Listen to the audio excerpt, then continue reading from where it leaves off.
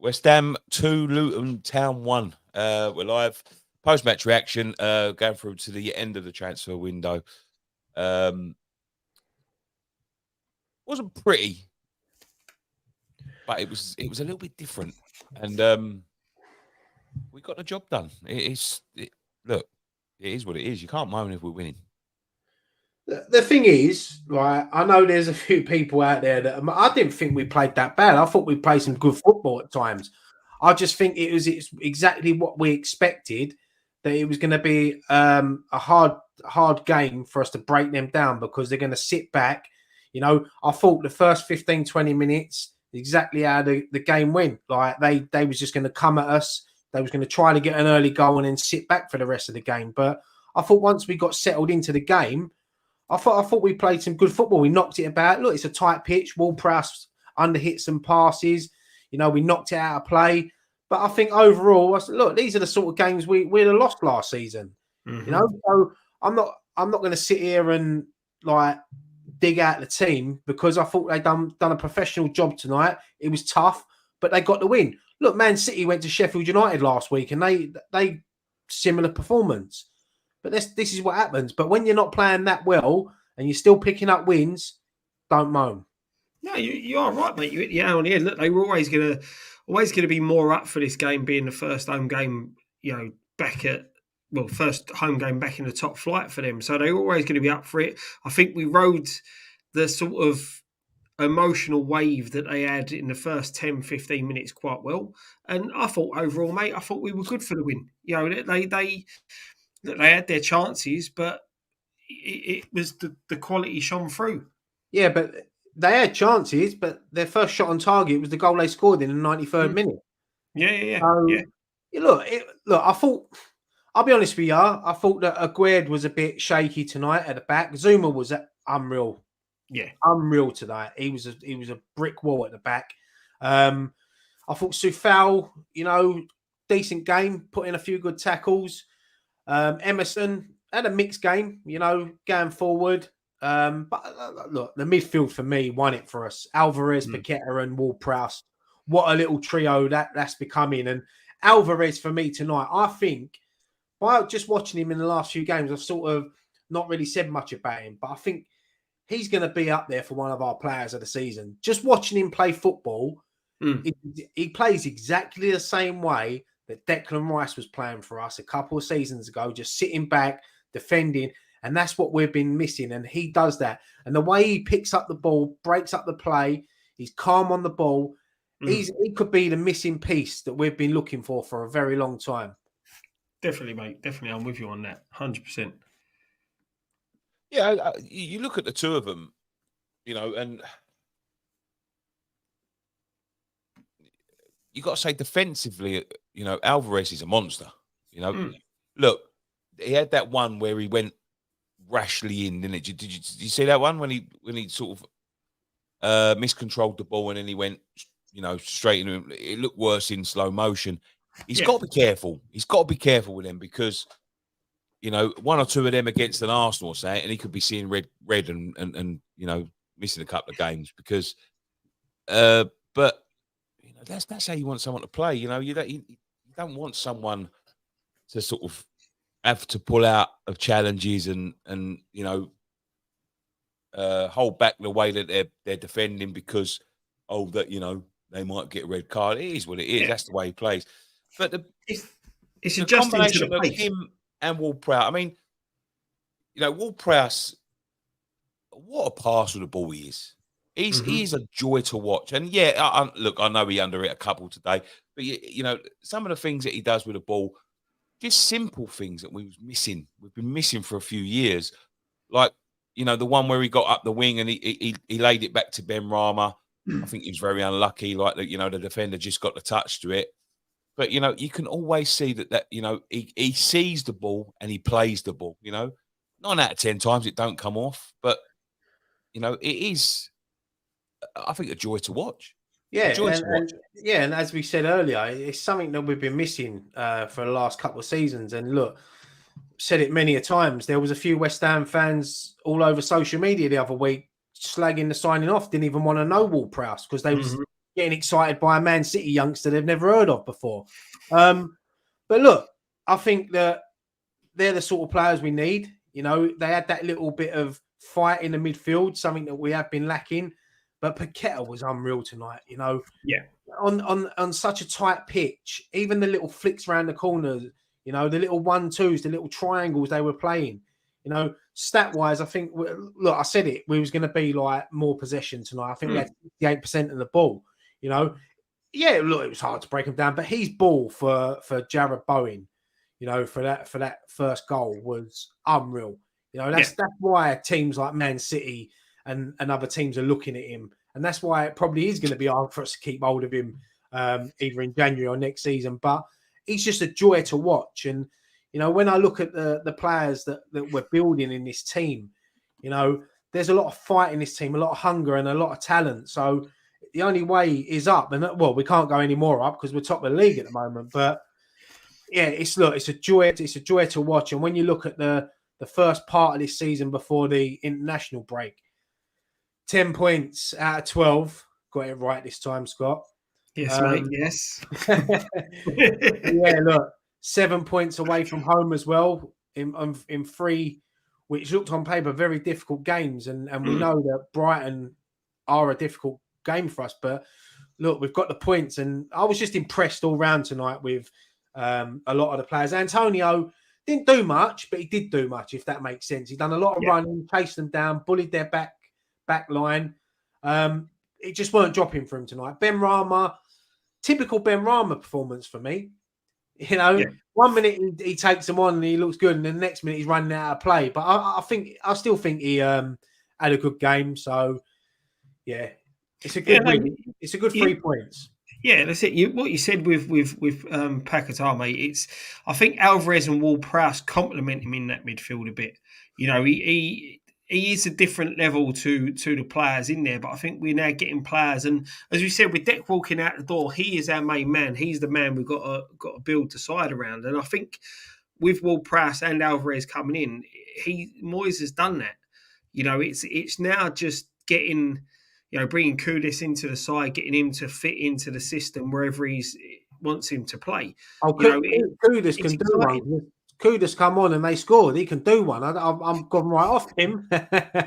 No, look, he come on with 5 minutes to go. I can see why David Moyes didn't bring him on a little bit earlier, because he brought on the players that he can see out the game, like Fornals and.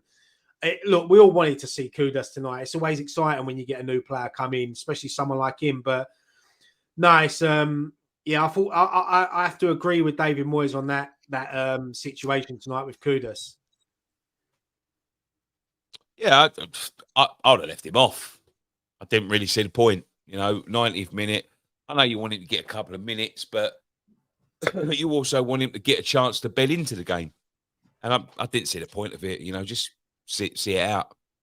You know what I mean? Like, leave him off. He probably brought him on. He probably brought him on in them last 5 minutes to go, just to see maybe if we get one on the attack, his pace would have, you know, put him through or something. But I agree. Like, maybe he should have just left him off. But look, it was good to see him. You know, he gets his first 5 minutes under the belt.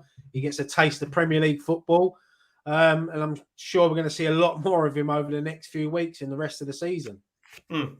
Yeah, no, I think I'll admit, you know, I was a bit miffed with Moyes' choice of substitutes, to be honest. You know, bringing on Fornals to play wide left.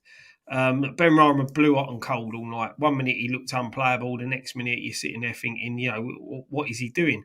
Ings coming on as well. You know, I don't get that. He can't play the lone striker. Look, I know he's trying to freshen it up and mix it up a bit and break the game up a little, but I don't get that. And again, with Kudus coming on, I think the better system there, especially the fact that he's a new player, would have been put him wide left and bring Fornals into the middle. Obviously, making the substitutions that he made earlier on. But Nick, you all right? Do you want to go? No, go on, you mate. You're all right. Sorry. You're sitting there yawning. You're making it. Sorry, no, I'm not. I'm chewing my Rolos. But yeah, you know, it's you know, they were just a little bit questionable for me. I didn't think they were the right ones, but look, we won the game, which is the main thing, and I think the disappointing thing overall is not keeping that clean sheet.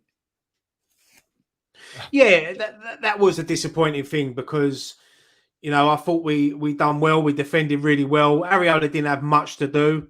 But yeah, look, maybe did Luton deserve it in the end? Probably, especially in the last 10 minutes. I thought they threw everything at us. And look, they could have had a penalty. Probably should have been a penalty, but look, we need a bit of luck sometimes. So I'm not going to sit. Look, I was. Do you know what? When Alvarez made that tackle, and I thought the ref give the penalty, mate, I was up. I was ready to punch that telly because I thought, how does he give a penalty for that? And I think everyone thought that he'd give a penalty because he looked like he pointed to the spot.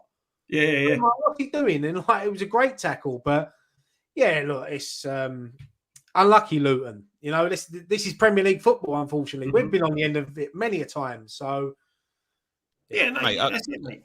I just think, look, we'll have to talk about the penalty incident.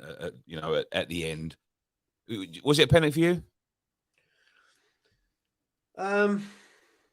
Last season, it certainly would have been. Well, as a West Ham fan, no, I'm going to say no. But no, look, it's one of them ones. If it had been down the other end, I probably would have been screaming, saying handball. So yeah, it's a penalty. The thing is, look, it's one of those. His arms. Is it a natural position? Try and jump without moving your arms. He's not moving his arm towards the ball. Yeah, that's what I mean. You don't get no spring. It's the way you spring yourself up. You use your arms to get yourself, more leverage.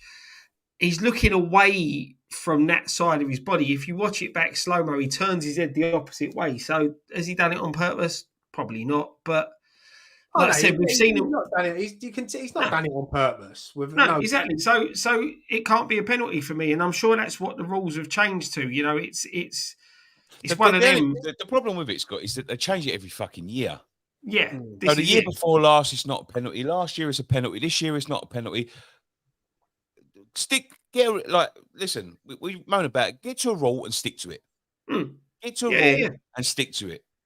Don't change it every year. We had the same thing with, and what they do most of the times as well is they change it sort of 10 games in. A big team like Man City will not be given one, or Tottenham. I think it was Tottenham a couple of years ago. When they had the attacker, any part of the attacker's hand at any point, it's a free kick the other way. Even if it brushes past his hand. We had it at Sheffield United with Snodgrass scored. Yeah, and when Antonio had one, didn't he? Antonio at Stamford Bridge, yeah. Then all of a sudden it happened to Tottenham and they go, it's rubbish, this rule, so we're just going to scrap it. But, teams have already lost points because of it. It's just, it just gets so confusing, And yeah, look, I'm not going to say too much because, it benefited us. But if it had been up the other end, as Ryan said, I would have been fuming. I would have been fuming because I thought that was a penalty. Yeah. It was. You can feel for him. It was harsh. But then again, I don't think they deserved the point tonight. I don't think they deserved the point. I think we were a better team. I think that we just. When you go to teams like Luton and you play it in them sort of scenarios, them situations, it is tough. Everyone apart from West Ham fans wanted Luton to win tonight. Sky wanted Luton to win so they can have their fairy tale fucking Orson Clark come out with Jamie Carragher going around the edge of the pitch. They want all that. But West Ham went there and we defended well and we've won the game. And to me, that's all that matters. And look, it wasn't great. It wasn't a pretty performance. It's not one that I'm going to sit back and watch again. But I'm going to enjoy the 3 points and I'm going to enjoy looking at the league table until tomorrow afternoon when we probably get knocked off top. But to go into this international break in the mix at the right end of the table, I'm not going to moan. So, and that's the thing, mate. If look, we all want to be entertained with what we see. There was flashes tonight that were entertaining. Some of the football we played, some of the one-touch passing when we did move the ball around, was good to watch. I thought it was overall a good game, but not the most exciting of games to watch. But like you, mate, I don't care if they're boring, so long as we're winning. If we're playing boring football and losing, then we can it's a problem. kick off about it. But at the moment, boring football and being resolute is getting us where we are. So, long may it continue. It's like you start to understand now how the big teams feel, because like we've won a trophy and we're that massive now that Luton had to build a new stand just to watch us. We're that big now. It's no look. Just before we talk about it's like when you look at Luton as a football club, it's fairy tale stuff. To think 11 years ago they was in the National League and now they're in the Premier League. It's amazing. It's like, listen, I love West Ham, but I'm a football fan as well, and I love football stories like that. And it's just like, for their fans, you can hear them singing like, we're only here for the season and all that sort of stuff, because they probably know deep down they're probably not going to stay up. They are going to struggle this season.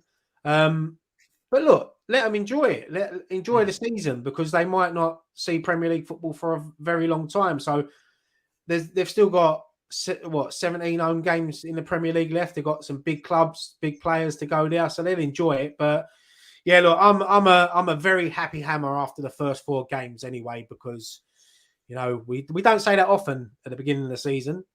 Usually this time now we're saying, oh, look, if we can, we're 10 points adrift already. But no, look, we're top of the pile, and long may it continue for 24 hours.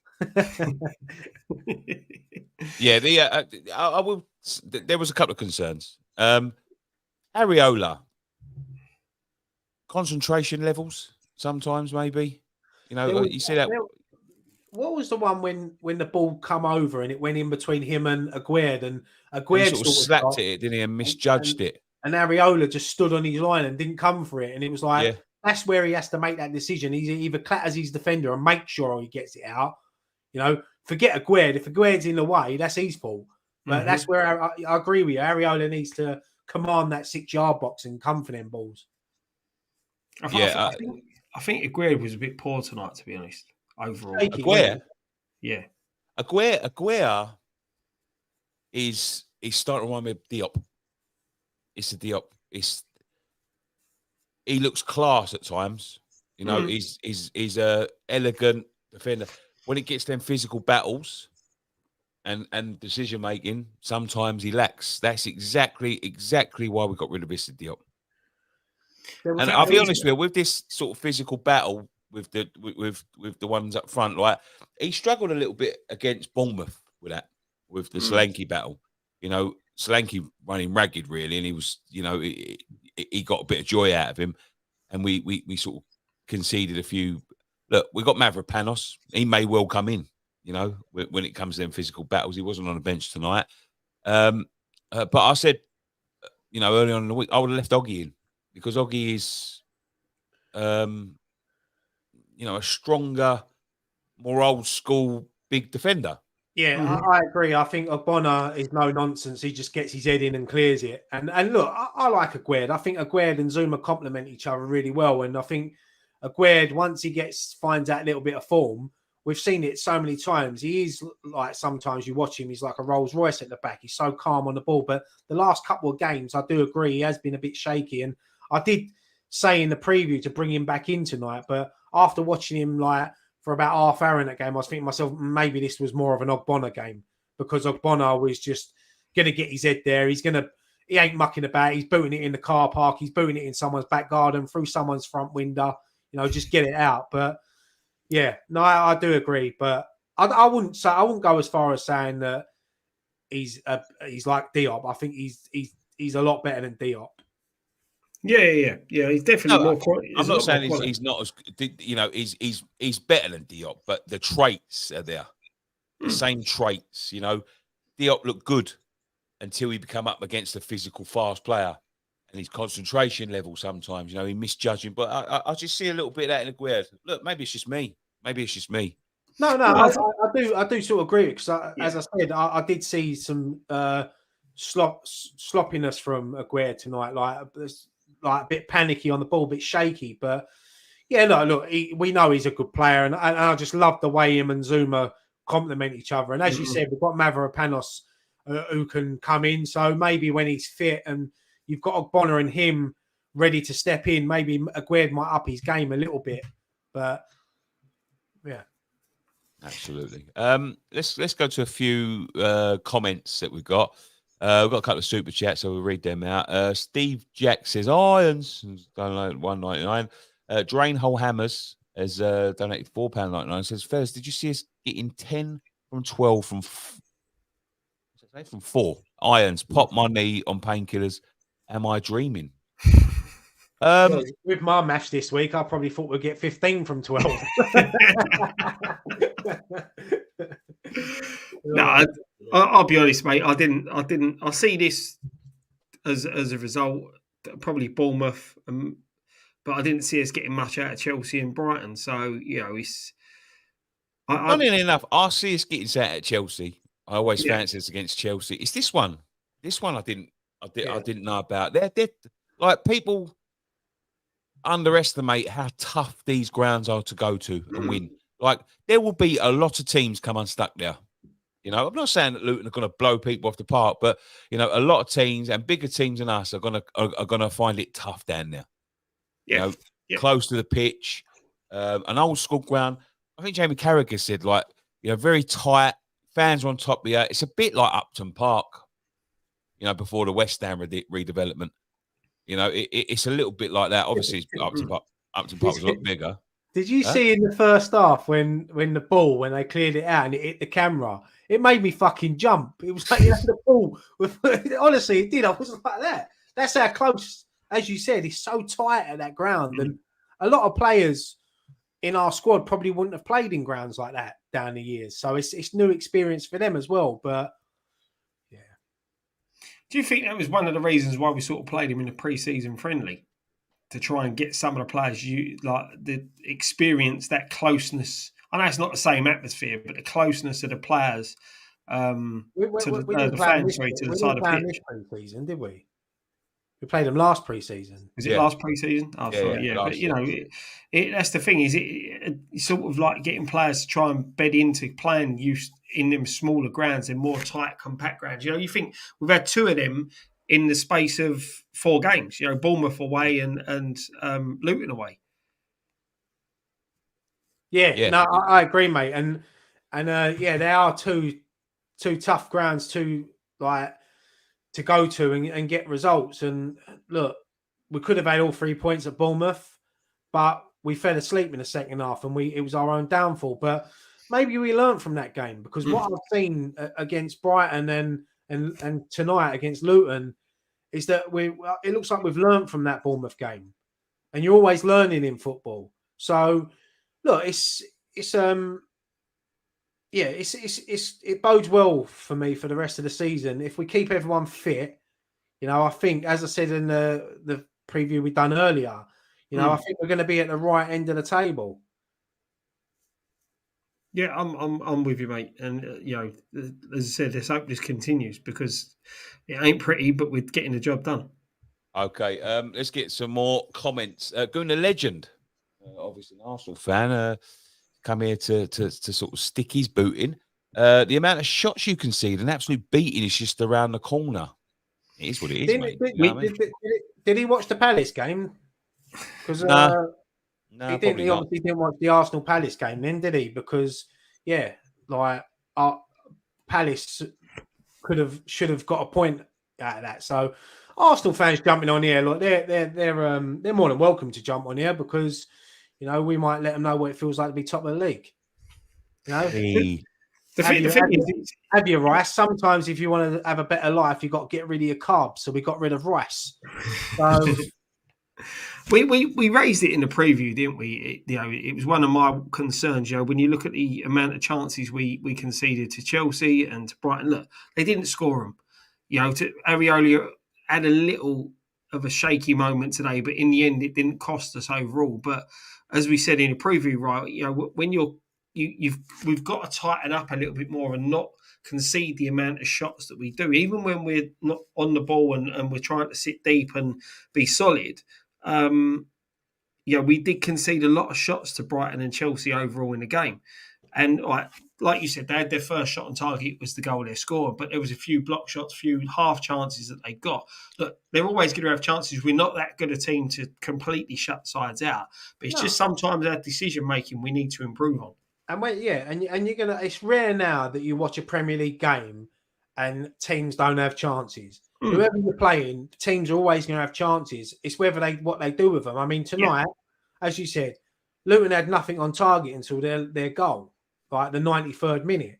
Mm. Yes, if we play a Man City or a Liverpool, look, it'll be a different story. But look, we've had chances, you know, and we had quite a few in the game that we probably should have done better with. Yeah, so it swings and roundabouts in football. Yeah. So I don't know why Arsenal fans are jumping on here worrying about us when, look, as someone just said there, they couldn't even beat Fulham at home. So concentrate on your own.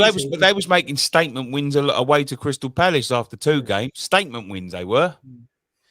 Yeah, statement wins, and then afterwards, most of them are slating Arteta and Arteta out again. So I'm not worried about Arsenal. I'm just worried about West Ham and what we're doing at the moment, and we just keep going about our business. You know, no one's gonna look. We're not going to win the title. We're not going to probably get top 4. We know that. We're realistic, but there's no reason why we can't aim to get in Europe again through the league. Mm-hmm. Yeah, it's going to be tough once we start playing European football again. You know, we are going to pick up some injuries. Things ain't going to go our way, but it's how we deal with it. And I've been, even though it ain't been pretty, I've been impressed with our start to the season at the moment. It's not only that, you know, Arsenal have had a little bit, you know, and you see their fans talking about rebuilding, and you know, we've got to get used to it. We've had a whole rebuild. Our whole midfield's been rebuilt from the ground up. You know, over the last couple of years, we've lost 2 captains. Like, so if you're going into these games, you know, these tough games, you know, traditionally we would find these tough, and you know, traditionally we lose it. Last year we lost this game because this game was Nottingham Forest at home, Nottingham Forest away, sorry, and we lost it. You know, we wasted chance after chance after chance. Today we didn't waste them chances. We took the chances. Look, VAR, you know, took a goal away from us, but we took the chances. Yeah, we rewrote our luck at the end. If that's Man City, they probably get 3 points, like they did a couple of years ago when we went 2-0 up against them. But it is what it is, isn't it? You know what I mean? Like these other fans, they talk in absolutes. You know, that guy that said this. And I've seen him before in our streams. Enjoy your relegation battle. Well, we ain't in a relegation battle. We're top of the league. It's 4 games, and we're not getting carried away with ourselves because we're not Arsenal fans. But to be fair, though, mate, as a West Ham fan, we are in a relegation battle at the moment. We're 30 points from safety. So until we get Magic 40, you know what West Ham's like. But no, I'm just saying, like, they talk in absolutes. You know, they have one good season, mid-table team that had one good season. All of a sudden, they're well beaters again. I've seen, like, I love Turkish. Who should we fear in the Champions League? Champions League. They've been in it once in 7 years. Like, they just talk. I don't get them. They talk in absolutes, and they talk bollocks. Let's be honest. They talk absolute bollocks. And I know Lee Bowring's in here. I've seen him. But I'm not including. Yeah, but he's the only Arsenal fan that don't talk bollocks in my eyes. Yeah. I just said I'm not including him in that. But I've had many conversations with him, and he's. It's like I could say the same about Tottenham. I was talking to my mate yesterday who supports Tottenham, and we was both saying, like, we lost Rice, they lost Kane, and we've both benefited from it because I think Tottenham look much better without Harry Kane. Where people said they would probably struggle, like. It's like with us as well. Like, people thought we're going to struggle selling Rice, and a lot of our own fans, even myself, thought, because I couldn't see where the signings were coming from, and then bang, triple threat, 3 decent midfielders come in, and that's it. Sometimes you take teams by surprise by doing that. You know, Kane was a central figure in the Tottenham team. You know, he has been for many years. So, you know, teams know that they're going to try and play through Kane. This is what he's going to do. He's going to drop in. He's going to hit it over to Son. He's going to be in the box. You know, they struggle to play against it, but teams are prepared for it. Same with us. We get the ball to Rice. You know, we get the ball down. We pass it sideways to Rice, and Rice either try and dribble it or we pass it backwards, or, you know, that's the way we play. All of a sudden, you take them elements out of the team. All of a sudden, what's happening now? How are they going to play? You know, and instead of that sideway balls to Rice, it goes forward to Antonio. That's it. It's just you become a stronger team because you have to unify. They'll Because work you it haven't out, and got there's going to have to be times when you have to change it. Yeah, But it becomes a little bit of a surprise element because teams all of a sudden, like you said, you because of that star player mentality, it's like he's the one you look for. At the moment, we're in a position. Look, we know Paquetá's the best player we've got. We're looking to play through him as much as possible because he's a quality midfielder. But we are more. but you see, now we've got two ballers. Yeah, but we're more two united players as that a can team. pass the ball in midfield. Yeah, and that's the thing. We've got what we said we needed to do. We needed to get two players to replace one player because of the different aspects of that one player's game. We've got Alvarez to do the dirty side of it, and Ward-Prowse just complements. Like we said at the start, some of the passes that guy can pick. A couple of them tonight didn't come off, but he still sees that pass. Yeah, that's what he just looks for that forward pass. He looks to go forward all the time. And, he'll have a look. And if he knows he can't go forward, he'll play it sideways. Instead of going backwards, he'll play it sideways. He'd always look for us to counter an attack or make something happen. And that's the difference. It's that when you've got them two in the middle, and you see this, I've seen this for years at West Ham. Years and years and years. Players will make them sort of runs that you think, God, if you just put a direct ball in there rather than trying to fucking go sidewards and letting people position. There's times when you see players make runs, and after a while they stop making the runs, and they become more static because they think, well, what's the point of keeping fucking making the run if it's not coming? Now, when you've got two players with that passing ability in Ward-Prowse and Paquetá, all of a sudden they keep on making the runs because they know, look, it might not come, but all of a sudden, one of them will pick out that ball. And, we're just becoming a bit of a different side. Look, I'm not getting fucking carried away at the end of the day. We haven't played a lot at the minute. We haven't played a lot. We've still got some big, big teams. We come off that international break and, it's welcome back to the Premier League because you got the fucking, the machine that is Man City coming. The thing is, let's take it one game at a time. One game at a time. Normally we're crying out for the international break at this point, but I think it's coming at the wrong time for us at the moment. We are on a high. So when you look at what we were saying there, Ward-Prowse, another assist for Ward-Prowse tonight. So what's that? 2 goals, 3 assists. Yeah, I mean that ball in for the corner was pinpoint. It's beautiful. It's great to watch. We've sat there. How long we sat there, especially doing this channel, talking about people that can't take a corner, can't beat the first man. I mean, this geezer, he just puts it on spot all the time, and it was a great header from Zuma, like a great finish. Zuma tonight for me, winning everything in here. The way he leaps for such a big bloke, he can half leap. You know what I mean?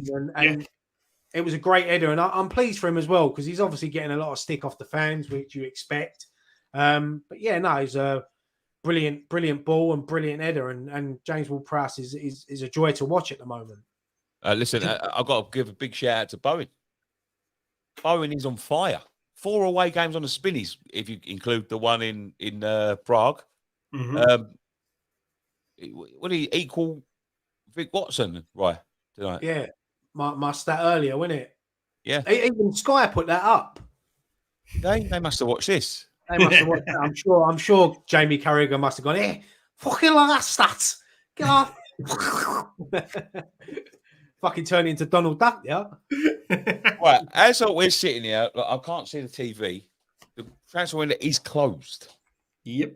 It's closed at the moment. I can't see any, and I haven't got my other screen up, so I can't see any signings for us or outgoings. Did Ben Johnson go? No.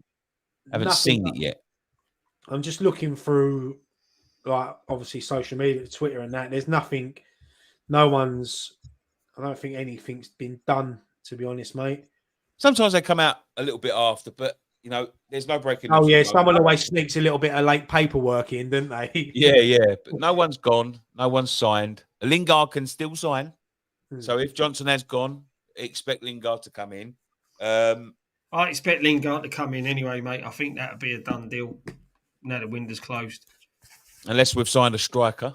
Unless we, as I said, like, it might be a little bit of late breaking news, but the window is closed. I've got to say, I think it's good business. I think we've done some of the best business in the league. Man United done a lot today, didn't they? Yeah, but Man United signed. They signed Johnny Evans on a 1-year deal. Brilliant. They couldn't afford to pay Chelsea $7 million for Cucurella for a loan deal, so they got in. Is it Reguilon, who Roy Keane loves, by the way? Yeah, look, I mean, look, Man United for me, I think they're struggling at the moment. Amrabat, they got him. Amrabat, yeah, good signing. Good signing, to be fair, but yeah, Johnny Evans, Harry Maguire must be thinking, for fuck's sake. When you think things can't get any worse, they signed Johnny Evans, who they released 5 years ago, and I don't know. But I've got to say this, mate. I think he's made a rod for his own back. It's struggling. A bit like Lingard a couple of years ago, struggling to get into the team. Mate. I think he don't care about it. I think he looks at what he's getting paid each week, and he think, I'll fucking sit this out. He's still an England national football player. He's still going to get. I do agree with it. And if he's still getting paid for England, what's the fucking? If he's still getting picked for England, what's the fucking? Motivation. There's no motivation, is there? So the thing is, you've got to look at Ward-Prowse's performances since he's come here. Him not getting picked for England is a bit of a joke. Look, I get what Southgate's thinking is with the players that he picks, but Jordan Henderson has gone to retire in some 2-bob Saudi league and get paid millions upon millions of pounds. He's not going to have. Scott, I'm sure you'd retire in a 2-bob Saudi league for £700 a week. All day long. But what I'm saying is, I wouldn't then be expected to pick for England. What future going forward is Jordan Henderson got in the England team? And this is the thing. And you've got players like Phillips. Ward-Prowse ain't the only player who's missed out and should have got picked. And that's what frustrates me with Southgate a lot of time, picking players. He says he wants to pick players who are playing well. He says he wants players to play week in, week out. Henderson's coming towards the end of his career. He's gone to play in an easy league. Why are we still picking him for England? Kelvin Phillips, I get he's probably the only other English player who does a similar job to Rice. I think Southgate sort of explained it in his press conference that they was only together a few weeks ago for some friendlies. So he sort of kept the same squad together for these next 2 games. But going forward, there will be changes. So yeah, but not being all, we're playing Ukraine and Scotland, and the Scotland games are friendly. Yeah, none of them play. None of them play. Listen, I'm not. As I said earlier, mate, I'm not too fussed with Bowen and Ward-Prowse not getting picked. I'd rather not play national football. I'm not too fussed, Rob. But from an England fan's point of view, what's the fucking point? Like, I think Roy Keane said it well. When he picked him for the World Cup, Henderson. What does he do? What's he do? Card tricks? What does he bring? Fucking Roy Keane said that. What does he bring? Yeah. I know he's a little bit of an experience, but what did Roy Keane bring to the World Cup? He walked out, he turned his back on his country, so he shouldn't that's up to work. He shouldn't really be talking. And to be fair, Henderson did have a decent World Cup. Oh, he did. I'm just saying, why pick him? Yeah. He's playing in a Saudi league. Yeah, he's not going forward. He's not going to be there. He's not going to be there. He won't play in this one. Yeah, I'd rather him pick a youngster. Yeah. Like a proper kid, like a future star to go and have a bit of experience rather than Jordan Henderson. Yeah, somebody like under 21s that have just come off the back of winning the trophy. You're playing fucking Scotland and who? Ukraine. I don't know. I just don't. I don't get the. Anyway, can we forget about England and just talk a bit more about West Ham? Because it's not often we're top of the league and like flying and enjoying it. Because I remember Southampton being top of the league at this stage a couple of years ago. They made a T-shirt and everything. Yeah, well, no, in our media team, mate. I don't know what they're doing behind the scenes now. They're probably doing fucking videos, and we're top of the league. But no, look, we just need to enjoy these because it's been a good day for us. I think good Europa League draw. No one leaving the football club as of yet. I don't know if there any deals are going to happen. I'm a bit. The only disappointment is that we didn't bring someone in like another striker. I'd like to have seen someone come in just to give Antonio a bit of competition, But I think we might see a bit more of Mubama going forward. I think he's perfect for West Ham. I think, he'll get a run out. Obviously, we've got the League Cup coming up soon. We'll probably see more of him in Europe, but I want to see more of him in the Premier League as well. And I think that, like a game tonight, if we was 3-0 up with 20 minutes to go, we would have seen probably Mubama come on. Kudas would have had a lot longer, but it was a tight game. So, yeah. So it's a tough one to make substitutions, and a question Moyes' decision making earlier on in the subs that he made, but it's just one of them. But at the end, the main thing is that we are where we are. Long may it continue. You know what? I've got to say this as well. Just on the transfer window, before we start wrapping up, just for the transfer window, they offered £150 million for Salah earlier. It was turned down. I don't know whether they went back, but there was rumoured that they was going to go back with a £200 million offer. I mean, what's he, 32? 33? He's 31, but their window's not closed yet, mate. I think it goes on for another couple of days, so they can still come back in for him. It's ridiculous the amount of money that they're throwing about. Mate, if they come in with a £200 million offer, right? Double what we got for Rice. Look at what we just got for Rice. Like what we've got for that Rice money. Look, I know they can't reinvest it now, but, I saw a rumour about Aguero earlier agreeing with some Saudi club. I think it was the one that Ronaldo plays for. And I was listening on the radio earlier, and they were saying, like, it's a big draw for Muslim players because it's a Muslim country. And I never even thought of that before. And I thought to myself, well, maybe it is. They're going out there. They're building something. Someone just said there, the Saudis taking over golf and now football. They're building something, and they can pay stupid money. But all of these people whinging and moaning. Look, you could sell Salah if they come back with £200 million, mate. You can sell that. Imagine what you can reinvest £200 million into. Yeah, but that's the sort of problem, to lose your best player when the transfer window's closed. If you don't have time, the window of opportunity is closing. Yeah, that's what I'm saying. Like, I'm not saying he's an old past it player, but he hasn't got too many years left in there. Imagine taking that £200 million and then going and signing Mbappe. Yeah, but that's the level what you get. Yeah. But you can't do that. If they were to sell him now, you can't do that. So what you've got to look at is, for them, even at the age of 31, what's the amount of money they get finishing in the top four, qualifying for the Champions League, possibly winning the Europa League, that type of thing. £200 million, I don't reckon. No, but it's going to be close enough that keeping hold of the player will earn them that sort of money. Look, if they sell him, but you can't turn down that sort of money for somebody who's a 31-year-old. It's not old but in modern day football teams, it seems to be as soon as you hit 30, you're past it. But when you look at, there's no sell-on value or anything like that. But if our club were to do that and sell their best player after the window's shut, we'd all be kicking off.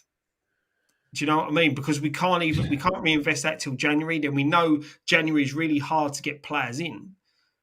It's I don't get, unless the leagues start, like around different countries around the world, they start their leagues earlier and all that. The transfer windows should all close at the same time, because all the Saudis are going to do now is cause unrest with certain players. The thing is, transfer windows can stay open, but it should be you can't buy from a country where their transfer window's shut. Yeah, but I get because as you said, leagues start at different times. So if Saudis, like, say for instance, our transfer window's shut now, they can't buy anyone from our league. But if the Spanish one's still open, they can buy from Spanish league. But then you buy it's a tough one to do it, because you probably have players that would look at. If you're going to do that, then you might as well go back to the old days and not have a transfer window. You just leave it and let people buy throughout the season. Because if say tomorrow, if Saudi Arabia come in and offered £250 million for, I don't know, Paqueta and fucking Bowen, and West Ham said, yeah, all right, we'll take that. What can we do? Which We can't do nothing. Yeah. No, but we can't do nothing. Believe me, I'll take it as well. And that's the crazy thing, mate. That's the thing of having these windows that, you know, I suppose in a way, when you look at other leagues, they probably think the same sort of thing with the Premier League. You know, if their leagues start earlier, their transfer windows close earlier, they probably think the same things of our clubs. You can come and take our players, we can't replace them. It's the shoe on the other foot now. Thing is, like with the Saudi league, yeah, they're spending a lot of money, but they still ain't spent more than Premier League teams. No, Premier League will always have a big pool. You know, it'll always have a bigger pool. People are only going to Saudi for money. Chelsea signed. Who did they just sign? Fuck, someone. Oh, the kid who was ours, Colton. Cole Palmer. Cole Palmer. Yeah. 47.5. They've spent over £1 billion since Bowley come in. He got offered an 8-year deal. Mm. That is crazy. Like good signing for Chelsea, if I'm honest. They are good signings. They are good signings, right? But what's the point in having this rule, this sort of fucking financial fair play rule? Because listen, the people that wrote the rules up put a loophole. It's a loophole. They've got a loophole. I know, yeah, and it's a loophole when they're taking advantage of it, which is fair enough, right? And I said this because Gary Neville, when they started spending the money, said we should stop them from spending it until this rule gets reviewed. I was like, no, that's not the way. That's not the way. You know, rules work. You take advantage of the rule till they stop it. The thing is, you can tell how much of a gamble it actually is because not many other football clubs have followed suit. I think he's playing fantasy manager. Of course he is. You know, I don't think. Long may it continue because last season they finished 12th. So yeah, I think he's playing fantasy manager with not a lot of strategy in place. You know, they're looking at the name rather than where they fit. They're offering them long. It's a big risk. It's a big risk. You know, a lot of gambles. If long-term gambles. If they don't, 3 or 4 of them don't come off, they're stuck. And so someone said there's money laundering. Yeah, but it's a loophole. But when you get the chance to offload your old shit for a lot of money to the Saudi league, why aren't they going to do it? Exactly. Do it. Exactly. But it's I'm just glad the transfer window's shut now. I hate this time of the year, and I hate it in January as well because it just gives people 5 or 6 weeks to moan. Oh, we ain't done anything. We're not doing anything. We're not signing anyone. I don't get the ones like where they start moaning about players that they Dan's done it this transfer window. We shouldn't get Ward-Prowse. We should go and get that Fofana. What's he know about Fofana?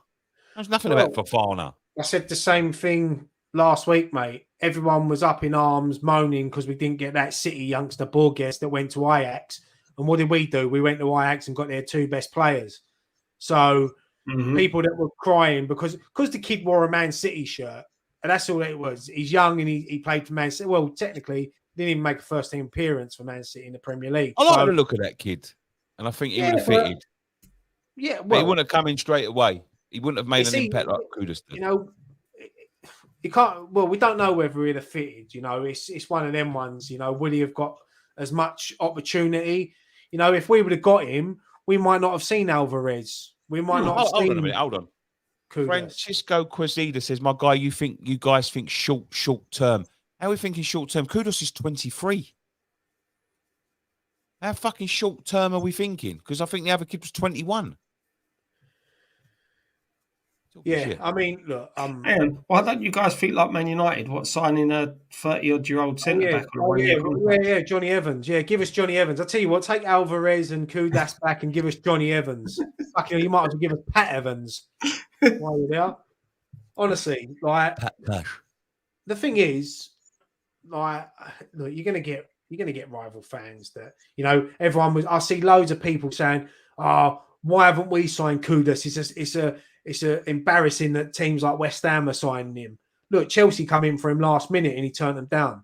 So maybe sometimes players look at the project. Will it look if he hits the ground running?